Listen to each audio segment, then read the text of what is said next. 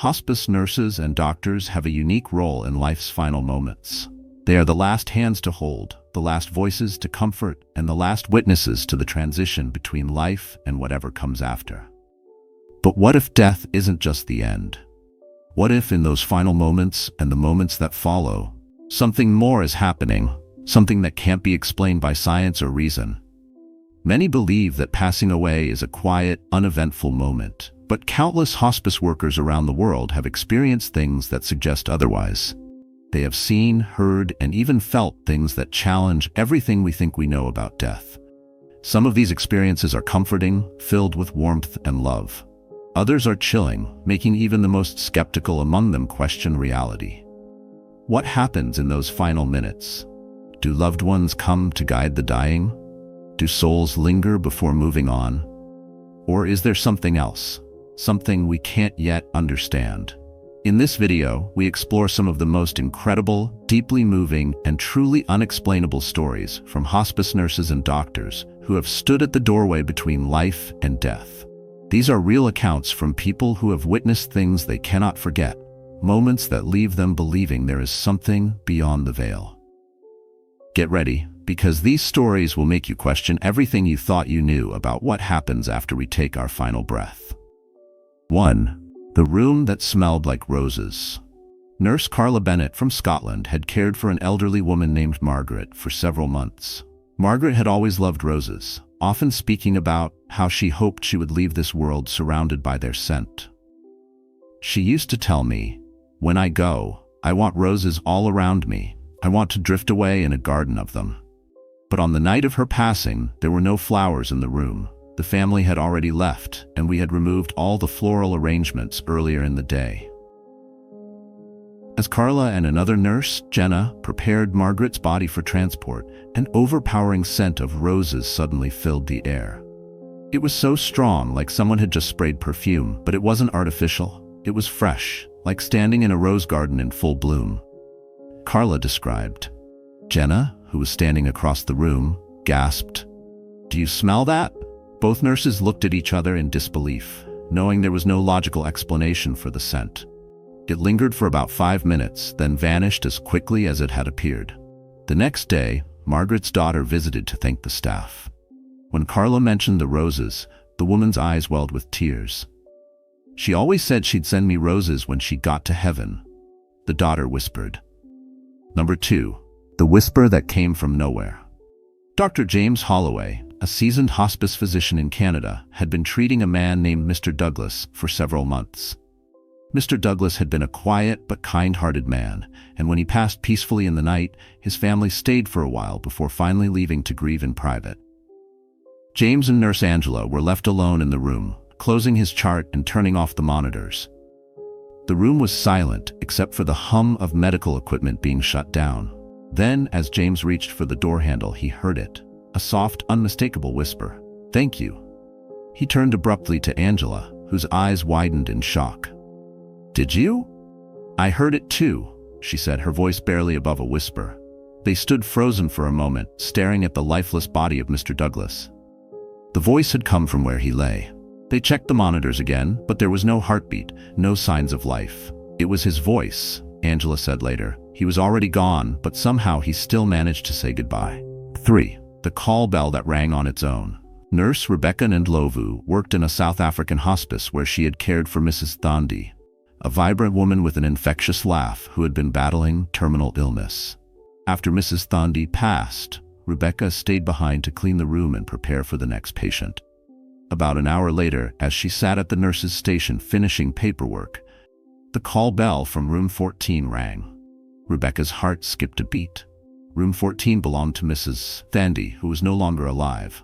Thinking it was a system glitch, she reset the call bell, but just as she sat down, it rang again. Then a third time. With a lump in her throat, Rebecca walked toward the room. I pushed the door open slowly, half expecting to see her sitting up in bed, but the room was empty, just a freshly made bed and silence. Rebecca took a deep breath and whispered, "Mama Thandi, if you are still here, we know you're okay. You can rest now." The call bell never rang again. 4. The late-night laughter in room 7. Nurse Laura Chambers from the United States recalls a night shift she will never forget. She had been on duty when Mr. Albert, a longtime patient known for his endless jokes and love for life, passed away. His family had shared how he had always been the one to make everyone laugh, even in the most difficult moments. Later that night, long after the family had left, Laura and another nurse, Emma, were walking past room 7 when they heard it. A low chuckle, followed by full, hearty laughter. Both nurses stopped in their tracks. "Did you hear that?" Emma whispered. Laura nodded, chills running down her spine. They stood outside the door, listening as the laughter, Mr. Albert's unmistakable laugh, echoed once more before fading into silence. "It wasn't eerie," Laura later said. "It was joyful, like he was telling one last joke before leaving for good. And somehow, that made me smile." 5. The hand that touched my shoulder. Dr. Maria De Luca, a hospice physician in Italy, had just completed the final paperwork for a patient who had passed an hour earlier. The family had already left, and Maria was alone in the dimly lit office when she suddenly felt a firm hand press lightly on her shoulder. Expecting to see a nurse, she turned around, only to find herself alone. At that moment, the patient's daughter walked in, holding a framed photograph. "I just wanted to give you this," she said softly. It was a picture of her father, smiling warmly. "He always said how grateful he was for your care. I think he'd want you to have this." Maria felt warmth spread through her shoulder again, the same spot where she had felt the unseen hand. It wasn't frightening, she later said. It was comforting, as if he was saying goodbye in his own way. 6. The lights flickered when she left. Nurse Hana Sato from Japan had been caring for Akiko, a patient who had spent her final weeks in the hospice ward. Akiko had often told the nurses, "I will send you a sign when I am truly free." The night Akiko passed, Hana and 2 other nurses were in her room when the overhead lights flickered 3 times. It wasn't a power outage, Hana recalled. The hallway lights were fine, but only her room's lights flickered, as if someone was gently turning them off and on. Later, when they moved her body, the lights flickered again, 3 times, just as before. One of the other nurses gasped and whispered, "She kept her promise," and we all believed it. 7. The scent of pipe tobacco. Hospice nurse Luis Ramirez in Mexico had been taking care of Don Carlos, a man who had smoked a pipe every evening until his illness forced him to stop. An hour after Don Carlos passed, Luis was alone in the room when he suddenly smelled strong pipe tobacco. There were no smokers in the building, and the windows were shut, Luis said. The smell was rich, familiar, like he had just taken a puff and was enjoying it. Luis smiled. It felt like he had come back for one last indulgence before moving on. 8. The child who said goodbye in the hallway. Nurse Eleanor Vasquez from the Philippines was working the night shift when a young boy, Miguel, lost his battle with leukemia. His mother had spent the entire evening holding his hand, singing lullabies, and whispering words of comfort as he slipped away. An hour after his passing, Eleanor stepped out into the hallway to catch her breath when she noticed a little boy standing just a few feet away. He was smiling at her. He looked exactly like Miguel. Eleanor froze. It wasn't my mind playing tricks. He was standing there, clear as day in his hospital gown, his hair just as it had been before he got sick. Then, in a soft voice, the boy said, "Tell my mom I love her, and tell her I am okay now." Eleanor blinked, and the boy was gone. Shaken, she rushed back into the patient's room, where Miguel's mother was still sitting by his bed. With gentle words, she relayed what had just happened. The woman gasped, clutching her chest. "I asked him to send me a sign if he was okay. This is it. Thank you for telling me." Room 9. The footsteps in the empty room. Dr. Abigail O'Connor in Ireland had been caring for Mrs. Finnegan, an elderly woman who had been a midwife for most of her life. She had delivered hundreds of babies, and often told stories of how she loved hearing their first cries. When she passed peacefully in her sleep, Dr. O'Connor stayed behind to finish up paperwork. That's when she heard the sound of tiny feet, like little children, running around the room. She looked up in confusion. The hallway outside was empty, and there were no visitors in the unit at that hour. But the sounds continued, light footsteps, giggles, and soft whispers. Then, just as suddenly as it started, the room fell silent, Dr. O'Connor recalled. Later that evening, she shared the experience with another nurse who had also known Mrs. Finnegan. The nurse smiled and said, "She always said she wanted to be greeted by the babies she helped bring into this world. Maybe they came to welcome her home." 10. The music that played with no source. Nurse Michael Carter from Australia had been sitting with Mr. Hughes, an elderly man who loved classical music. Throughout his final days, Michael had played soft Beethoven and Chopin pieces to soothe him. After Mr. Hughes passed, Michael was standing outside his room when he suddenly heard piano music. At first, he thought it was coming from a nearby radio. But as he stepped back into the room, the music grew louder, and it was playing Mr. Hughes's favorite piece, Beethoven's Moonlight Sonata. But there was no radio, no phone, no source for the sound. Michael stood there, his breath catching in his throat. It was playing, clear as day, for a full 30 seconds. Then it faded away like a whisper. The next day, Michael told the patient's daughter. Tears streamed down her face. "That was the song my father played at my mother's funeral. He always said he wanted to hear it again when it was his time to go." 11. The unseen hand that turned off the light. Nurse Sophia Petrov in Russia had cared for an elderly woman, Yelena, who had been a devout Christian her entire life. Before she passed, Yelena had whispered, "I will turn off the light myself when it's time." Sophia didn't think much of it until an hour after Yelena's passing. The overhead light in her room flickered once, then shut off completely. Sophia checked the switches, assuming there was an electrical issue, but the other lights in the hospice remained on. Only Yelena's room had gone dark. Later, when her family arrived, Sophia mentioned the flickering light. Yelena's son smiled through his tears. She always said she would turn off her own light when she left. She kept her promise. The bed that rocked itself.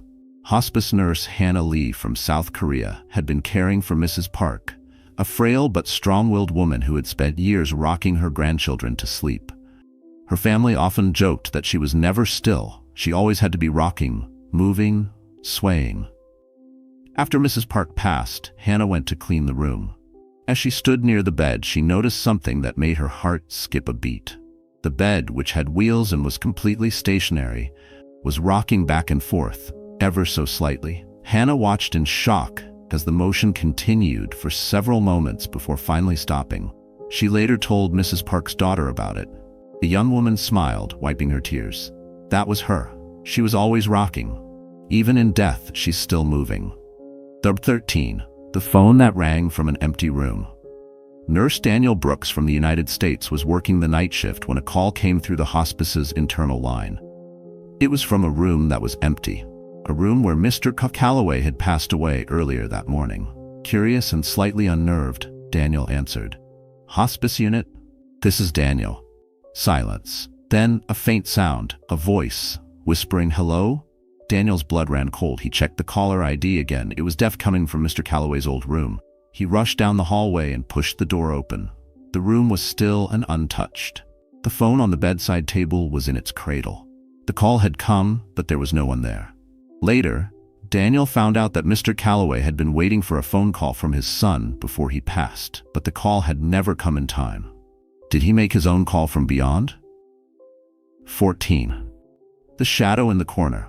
Dr. Marcus Iwu in Nigeria had been treating a man named Baba Ade, a well-respected elder in his community. After his peaceful passing, Dr. Iwu stayed behind to complete some documentation. As he stood near the bed, he caught movement in his peripheral vision. A dark, shadowy figure stood in the far corner of the room. He turned quickly, but the figure vanished. Dr. Iwu later shared the story with Baba Ade's family. His eldest son nodded solemnly. In our tradition, we believe the spirits of great elders linger for a moment before they leave. He was probably watching over you, Doctor, thanking you. 15. The laughing man in the empty room. Dr. Luis Mendoza from Mexico had been caring for Don Alberto, an elderly man with an infectious laugh. Despite his declining health, he had always kept a lighthearted spirit, telling jokes and sharing stories about his youth. After Don Alberto passed away peacefully, his family left the room, and Dr. Mendoza remained to finalize the paperwork. He stood near the door, thinking about the patient's joyful personality, when suddenly a loud, hearty laugh echoed through the room. Dr. Mendoza spun around, his heart pounding. The bed was empty. The room was silent again. But he knew that laugh. It was unmistakably Don Alberto's. Later, when he told the family, Don Alberto's daughter wiped her tears and said, that was his way of saying goodbye. He wouldn't leave without one last laugh. 16. The handprint on the window. Nurse Isla Fraser in Scotland had been caring for Mrs. McAllister, a gentle woman who had always loved sitting by the window, watching the birds in the garden. Before she passed, Mrs. McAllister had whispered, I'll come back to say goodbye. The night after she passed, Isla went to check on the now empty room. As she pulled the curtain closed, she gasped. There, on the inside of the window, was a perfect handprint. The room had been cleaned hours before, and no one had touched the glass. But the print was fresh, clear, and unmistakably that of an elderly woman's hand. Isla stood frozen for a moment, then softly whispered, Goodbye, Mrs. McAllister. By the next morning, the handprint had faded. 17. The cat who knew. At a hospice in Canada, Nurse David Langley had been taking care of a quiet and reserved man named Mr. Thompson. The facility had a resident therapy cat named Whiskers, who often roamed the halls, bringing comfort to patients. But Whiskers had an unusual habit. He would sit outside a patient's room the night before they passed, as if he knew. The night Mr. Thompson died, Whiskers stayed outside his door, unmoving, staring at something no one else could see. After the patient passed, David and another nurse entered the room to prepare the body. Whiskers suddenly perked up, stared at a specific spot near the ceiling, and his tail swayed slowly, like he was watching something move. Then, the cat let out a soft purring sound, one he only made when he was being petted, but no one was touching him. The next morning, Mr. Thompson's daughter arrived. When David told her about the cat's behavior, she smiled tearfully. My father always said that when he passed, he wanted his mother to come get him. Maybe she did, and the cat saw her. 18. The nurse who felt a hug. Hospice nurse Elena Petrova from Ukraine had been deeply attached to one of her patients, Olga, a kind woman who reminded her of her own grandmother. Olga often spoke about how much she loved hugs and how she hoped to leave this world feeling embraced. The night Olga passed, Elena stayed with her body for a few moments, saying a silent prayer. As she turned to leave, she suddenly felt arms wrap around her shoulders from behind. It was a warm, gentle hug, just like the ones Olga used to give. But when Elena turned around, no one was there. Her skin tingled and tears welled up in her eyes. She whispered, I love you too, Olga. 19. The perfume that lingered. Dr. Amira Khan in India had been treating an elderly woman, Mrs. Patel, who always wore a distinctive jasmine-scented perfume. The smell was her signature, something her family associated with warmth and love. After she passed, Dr. Khan was sitting in her office when suddenly, the unmistakable scent of jasmine filled the air. It was so strong that she turned, expecting someone to be standing behind her. But the room was empty. The smell lingered for a few minutes before slowly fading away. Later, when she told Mrs. Patel's daughter, the woman smiled and said, She always said she would never truly leave us. That was her way of letting us know she's still around. As we come to the end of this incredible journey through real-life stories from hospice nurses and doctors, one thing becomes clear. Death is not just an ending. It is a passage, a transition, and perhaps even a reunion with something greater than we can fully understand. These experiences remind us that life is more than just what we see and touch. They challenge us to think beyond the physical world and consider the possibility that love, energy, and consciousness continue in ways we can't yet explain. Whether you believe these stories or not, one thing is certain: there is mystery in the unknown and wonder in the unseen. If these stories moved you, made you think, or even gave you chills, don't forget to like this video, share it with others, and subscribe to the channel so you never miss another deep and thought-provoking story. Your support helps bring more incredible real-life experiences to light and keeps the conversation going. And before you go, ask yourself, what do you believe happens after we take our last breath? Let us know in the comments, and let's keep exploring the mysteries of life together. Thank you for watching, and until next time, stay open, stay curious, and remember, life is more than what meets the eye.